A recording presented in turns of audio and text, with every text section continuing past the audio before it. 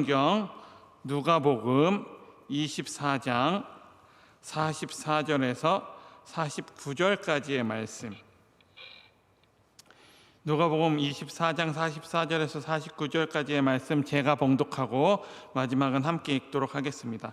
44절부터 제가 읽도록 하겠습니다.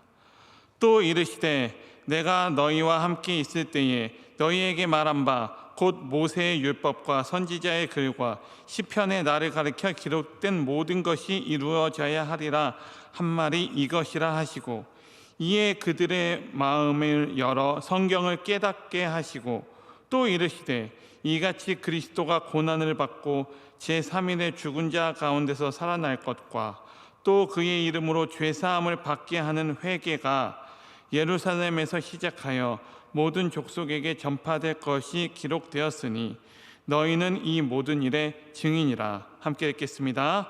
볼지어다 내가 내 아버지께서 약속하신 것을 너희에게 보내리니 너희는 위로부터 능력으로 입혀질 때까지 이 성에 머물라 하시니라.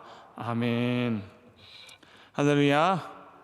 오늘도 하루 종일 수고하시고 이렇게 금요일 저녁에 함께 모여서 하나님을 예배하고 찬양하고 기도의 자리에 나와서 함께 하나님을 높일 수 있게 되어서 정말 감사를 드립니다. 오늘은 회개는 복음의 시작이라는 제목으로 함께 말씀을 나누고자 합니다. 여러분, 복음이 무엇일까요?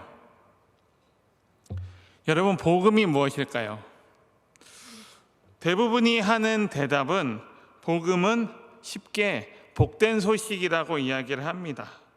복음은 사람들이 쉽게 복된 소식이라고 이야기하고, 그러면 복된 소식은 또 좋은 소식이라고 얘기하고, 또 영어로는 good news라고 하는데, 이 복음이 복된 소식이라고 많이 얘기하는데, 그러면 우리가 생각해 볼 것은 무엇이 복음인 것인가라는 것입니다. 무엇이 복음일까요? 무슨 소식이 복된 소식이고, 무슨 소식이 좋은 소식이고, 무슨 소식이 기쁜 소식일까요? 여러분, 무엇이 복음이라고 생각하시나요? 복음에 대한 수많은 정의가 많이 있지만 로마서 1장 16절에서는 이렇게 이야기하고 있습니다. 모든 믿는 자에게 구원을 주시는 하나님의 능력이다. 이렇게 로마서 1장 16절에서는 복음의 정의를 이렇게 얘기하고 있습니다. 그러니까 이 복음은, 복된 소식은 예수가 그리스도시고 하나님의 아들이시다라는 사실입니다. 예수는 그리스도이시고 하나님의 아들이시다.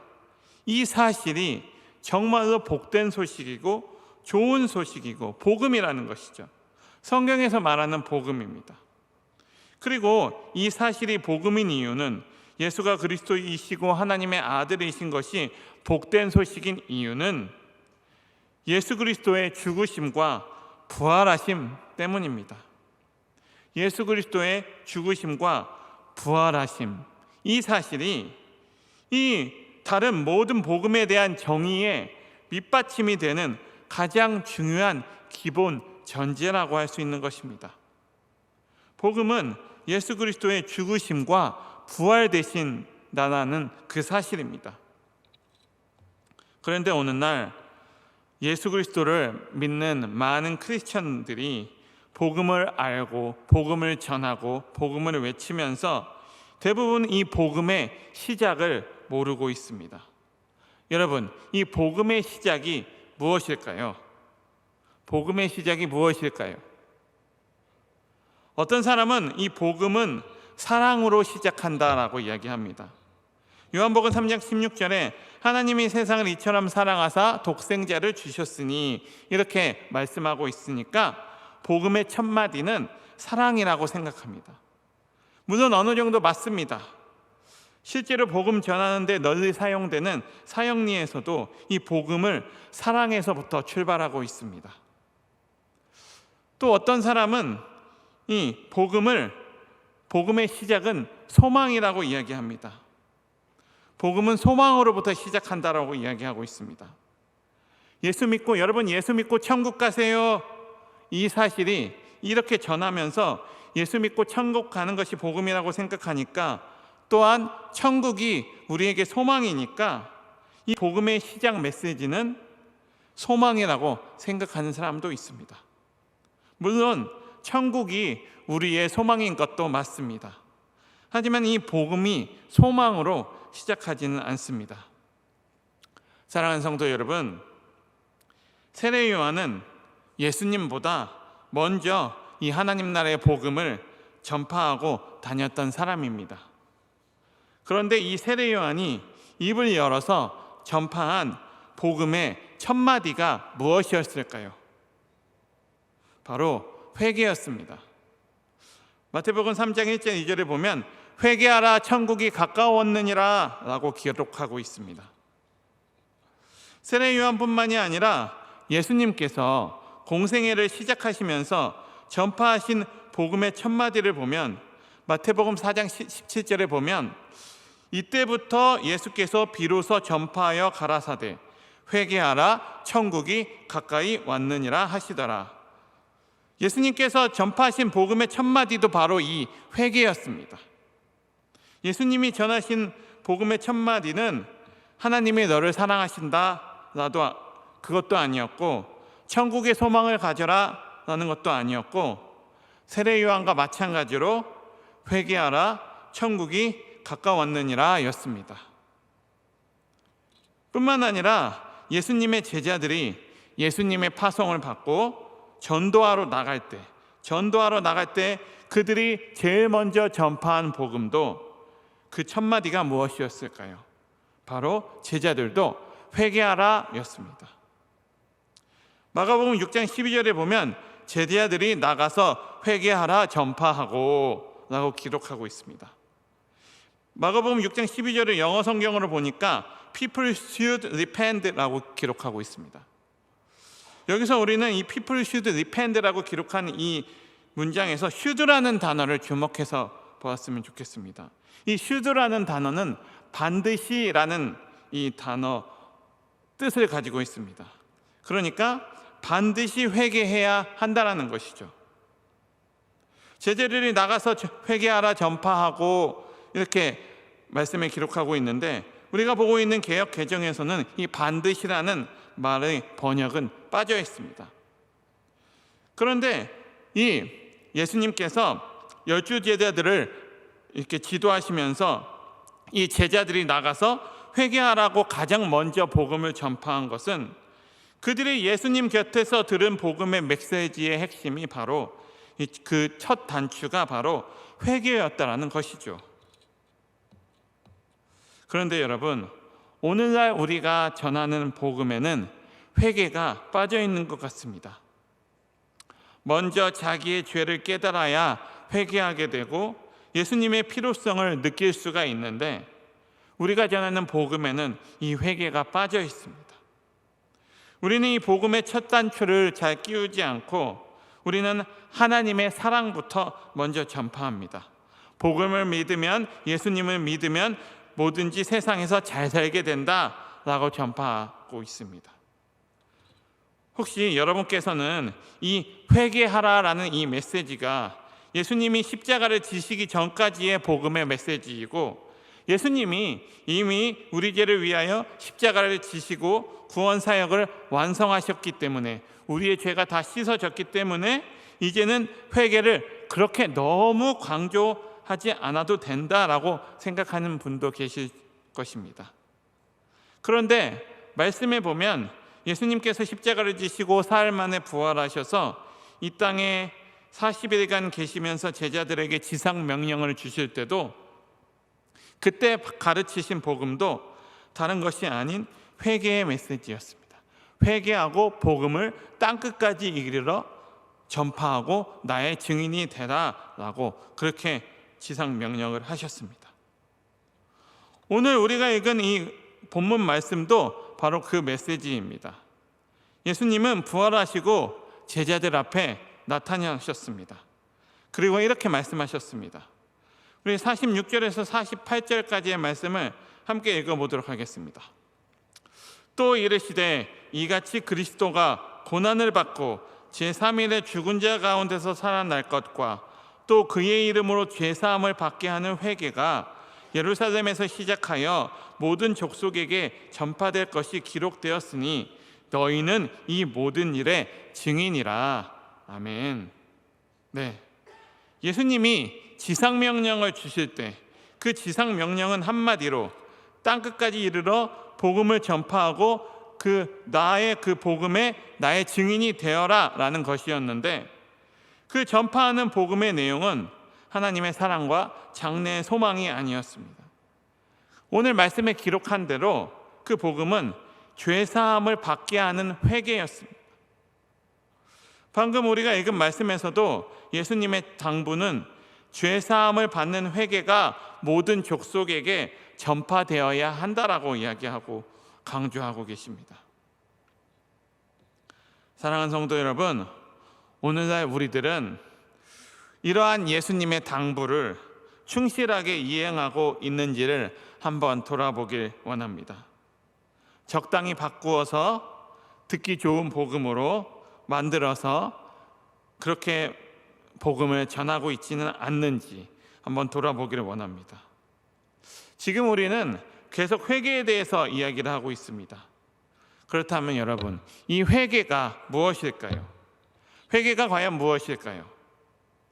회개는 자기 마음에 죄로 인한 죄책감이 생길 때, 죄에 대한 깨달음이 생길 때, 그래서 그 죄에 대한 깨달음으로 내가 정말 죽을 죄인이구나, 내가 정말 지옥 가기 딱 알맞은 죄인이구나 하는 마음이 들면서 예수님의 십자가를 바라보면서 정말 진심으로 죄 용서를 구하는 것입니다.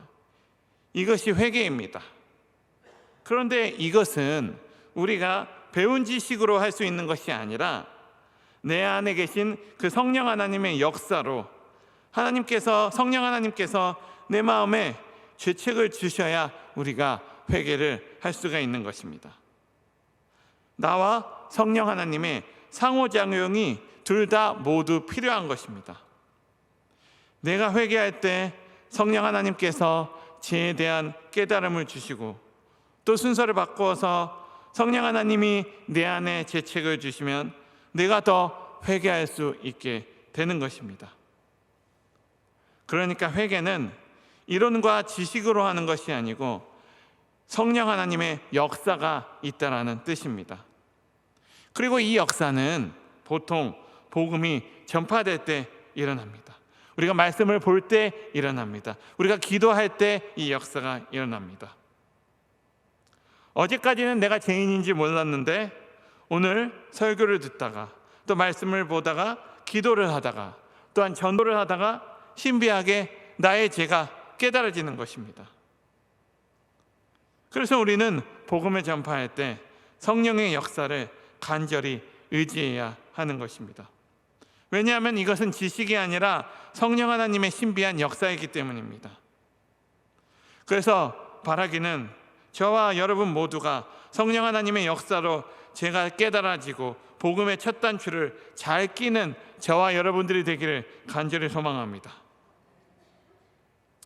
자, 지금까지 예수님과 세례 요한 또한 제자들이 전한 복음의 첫 마디가 회개였고, 또 그렇게 제자들이 두루 다니면서 열심히 전한 복음의 첫 마디가 회개였음을 우리가 함께 나누었는데, 그런데 이 회개에는 두 가지의 측면이 있습니다.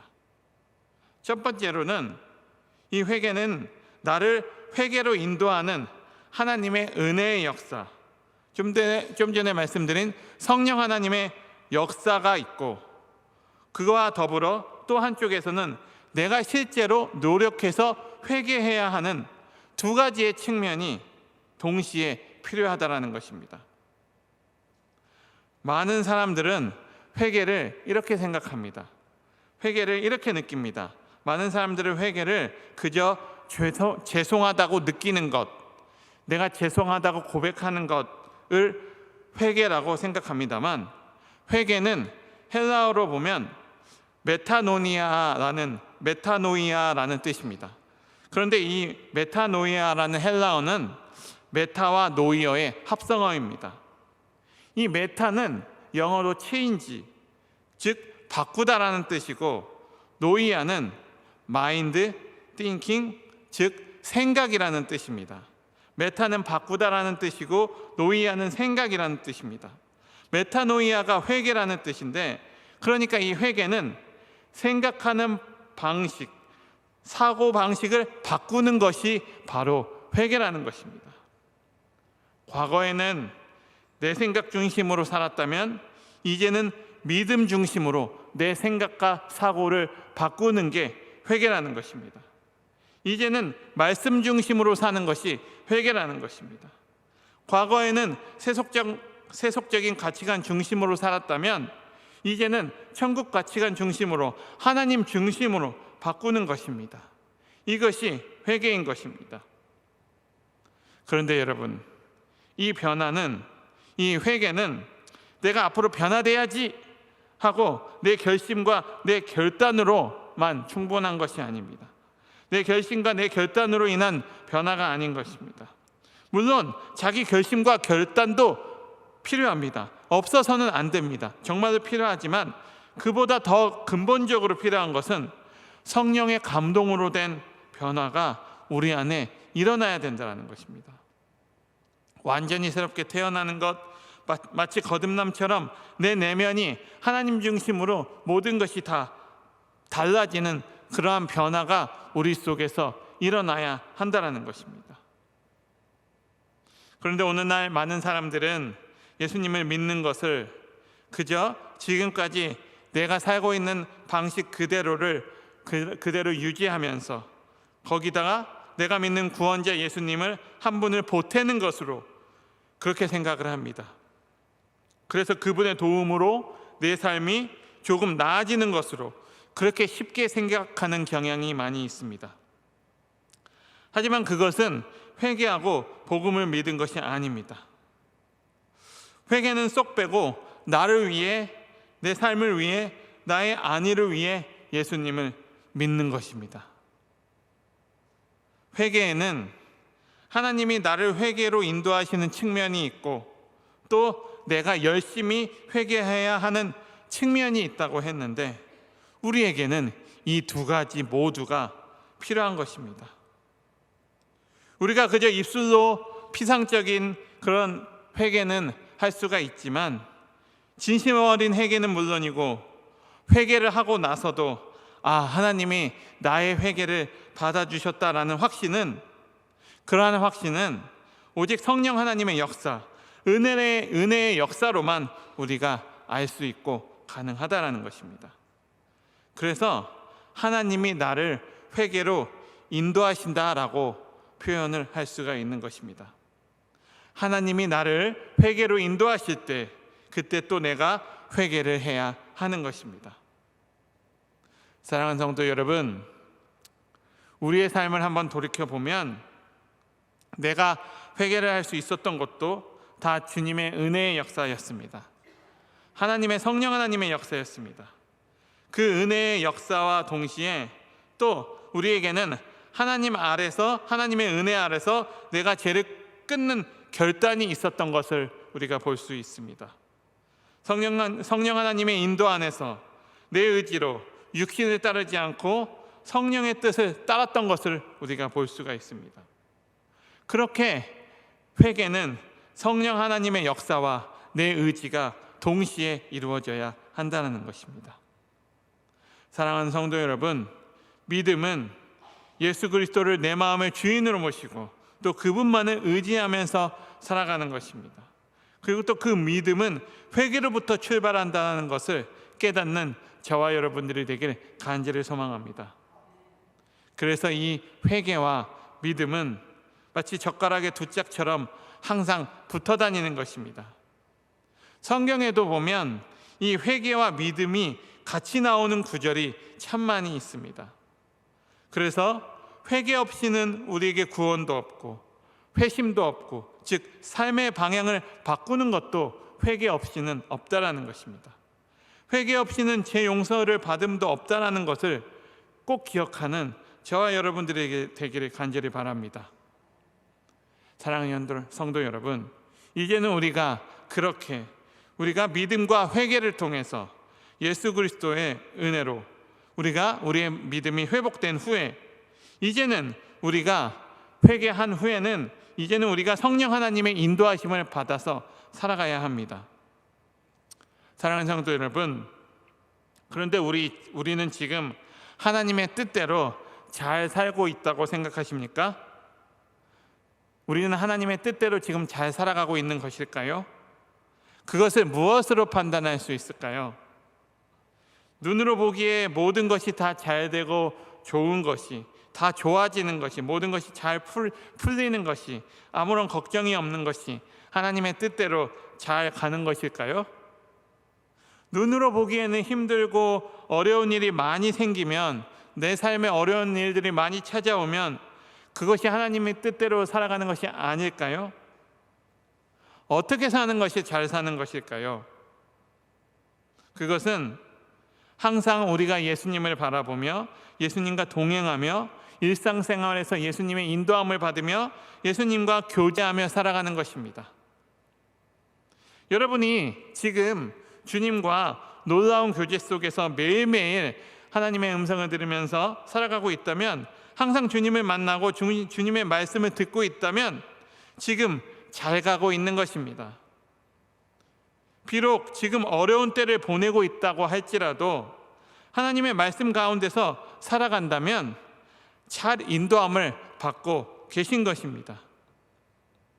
반면에 여러분들이 외적으로 모든 점에 있어서 모든 것이 다 잘 되고 문제가 없고 걱정이 없는 것 같아 보여도 여러분들이 주님과의 교제가 친밀하지 못하면 그것은 우리 삶이 아무리 잘 되어가고 있어도 문제가 있는 것입니다. 정말로 바라기는 하나님의 교제 속에서 한 걸음 한 걸음 인도함을 받는 저와 여러분들이 되기를 간절히 소원합니다. 하나님께서는 우리를 인도하실 때 하나님께서는 우리를 한 걸음씩 한 걸음씩 인도하십니다.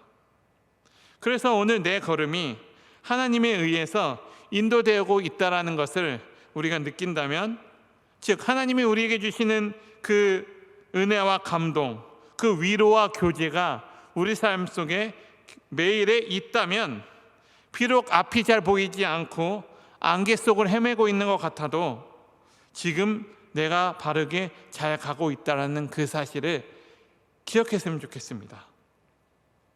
사랑하는 성도 여러분, 아브라함의 조카 롯을 다 알고 계시죠?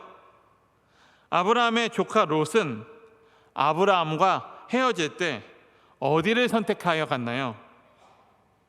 당시에 가장 화려하고 풍요한 도시인 소돔과 고모라를 선택하여 갔습니다. 그때 아브라함의 조카 롯은 자기가 잘 가는 줄 알았습니다. 그의 판단 기준은 오직 어디를 가면 경제적으로 풍요하고 괜찮은 삶을 살 수 있느냐라는 것이었습니다. 그것으로 자신의 목적지를 결정했습니다. 하나님의 인도를 구하지 않았습니다. 하나님과 의논했다라는 말이 성경에 나오지 않습니다. 구할 필요도 없었습니다. 왜냐하면 소돔과 고모라가 좋은 것이 너무나 분명해 보였기 때문입니다. 그러나 그는 결국 망했습니다. 반면에 요셉은 그에 비해서 그의 인생을 살펴보면 기가 막힌 고난의 구렁텅이로 빠진 것 같았습니다. 형들이 자기를 죽이려고 했고 깊은 구덩이에 빠졌고 애굽의 노예를 팔려갔고 억울하게 감옥에 갇혔습니다. 그의 인생은 절망의 연속의 연속이었습니다. 끝이 보이지 않았습니다. 그런데 말씀에서는 그 요셉이 항상 하나님과 동행하였다라고 기록하고 있습니다. 그래서 여러분들이 다 아시는 것처럼 그의 인생의 마지막은 너무나 멋지게 끝났습니다.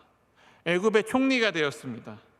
온 가족을 다 구원할 뿐만이 아니라 온 백성을, 이스라엘 백성들을 다 구원하고 7년 동안 주변에 있는 다른 나라의 모든 사람들까지 다 먹여 살리는 놀라운 일을 요셉이 감당하게 되는 것을 우리가 볼 수가 있습니다. 그런 일을 감당할 수 있었던 그 이유가 무엇이었을까요? 그 이유는 그가 종으로 팔려갔을지라도, 그가 감옥에 갔을지라도 항상 하나님께서 요셉과 함께 하셨다라고 성경은 말씀하고 있기 때문입니다. 항상 하나님과 동행했기 때문입니다. 그러므로 우리가 지금 잘 살고 있는지, 내가 지금 잘 가고 있는지, 그 분별 기준은 내가 매일 예수님의 인도함을 받고 사는가라는 것에 달려 있는 것입니다. 여러분, 찬송가 438장 내 영혼이 은총 입어라는 찬양 다 아시죠? 3절 가사를 보면 이런 가사가 있습니다. 높은 산이 거친 들이 초막이나 궁궐이나 내 주 예수 모신 곳이 그 어디나 하늘나라라고 고백하고 있습니다. 내가 예수님의 인도함을 받고 있으면 그 어디나 하늘나라라는 것입니다. 신약 성경의 대부분을 집필한 사도 바울은 철저히 주님의 인도함을 받았던 사람입니다. 사도행전 22장 23절을 보면 사도 바울은 그렇게 열심히 복음을 전하다가 대단히 어려운 형편에 처해 있습니다. 열심히 이방 나라들을 돌아다니면서 복음을 전하다가 가지 말라는 예루살렘에 들어가서 로마 군사들에게 붙잡히게 되었습니다. 뿐만 아니라 바울을 시기하는 사람들이 예루살렘에서 사도 바울을 죽이려고 호시탐탐 노리고 있는 상황이었습니다.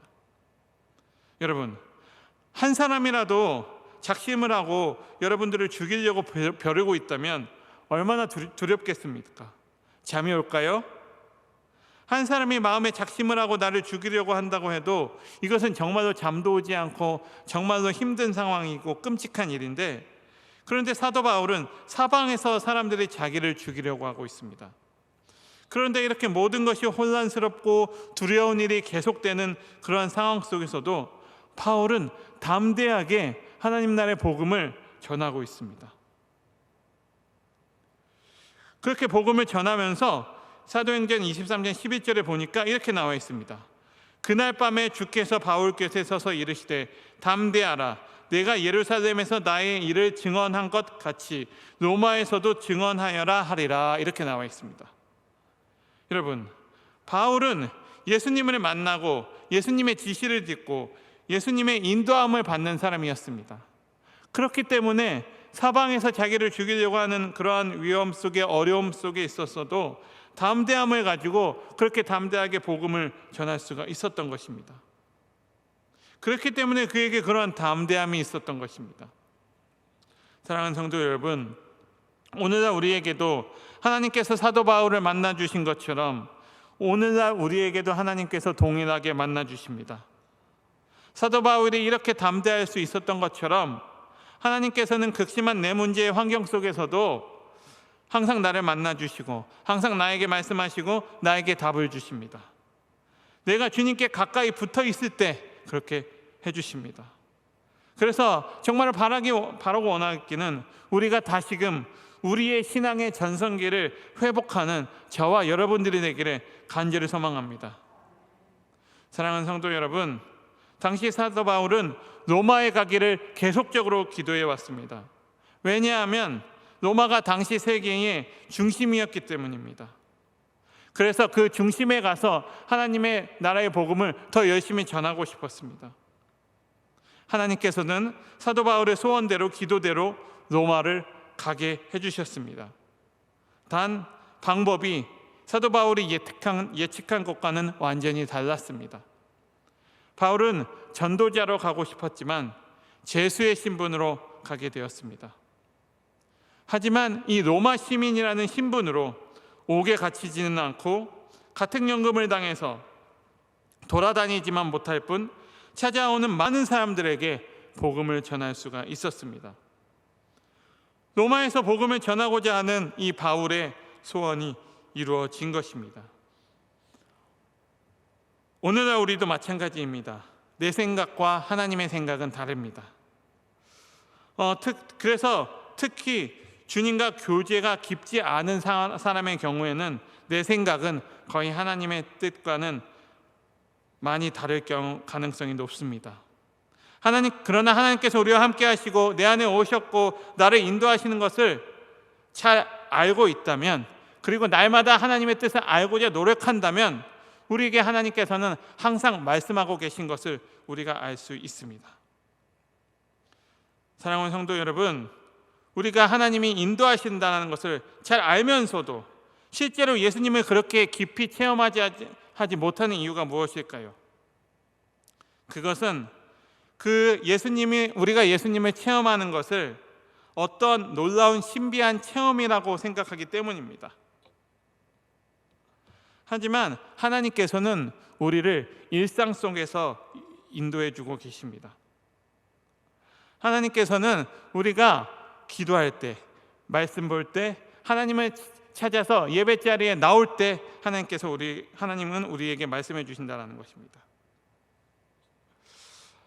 저는 하나님께서 생각을 통하여 말씀하신다는 것을 알고 나서부터 하나님이 일상에서 말씀을 통해서 저를 인도하시는 것을 깨닫게 되었습니다.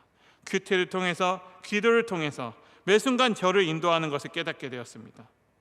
그래서 우리는 평소에 일상에서 일상의 교제, 하나님의 일상의 교제를 통해서 일상의 인도를 받으면 되고, 또한 우리에게 특별한 상황이 왔을 때, 특별하고 긴급한 상황에서는 기도를 통해 또 말씀 묵상을 통해 특별한 교제, 특별한 인도를 받는 저와 여러분들이 되기를 간절히 소망합니다.